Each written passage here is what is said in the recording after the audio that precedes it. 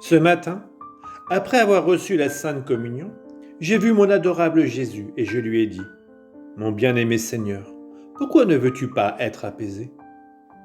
Interrompant mes paroles, il dit, « Pourtant les punitions que j'envoie ne sont rien en comparaison de celles qui sont préparées. » Pendant qu'il disait cela, j'ai vu devant moi beaucoup de personnes affectées par une maladie soudaine et contagieuse dont elles mourraient, la grippe espagnole.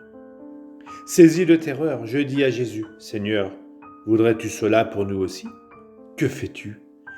Si tu veux faire cela, tire-moi de cette terre, car mon âme ne peut rester pour voir des choses si pénibles. Qui me donnera la force d'être dans cet état ?»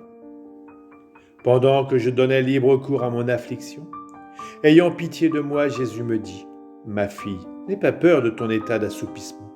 Cela veut dire que même si je suis avec le peuple, c'est comme si je sommeillais, comme si je ne les voyais pas et ne les entendais pas.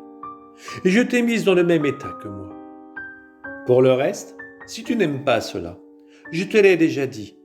Veux-tu que je suspende ton état de victime ? » Je lui répondis, « Seigneur, l'obéissance ne veut pas que j'accepte la suspension. » Il reprit, « Bien, alors que veux-tu de moi ?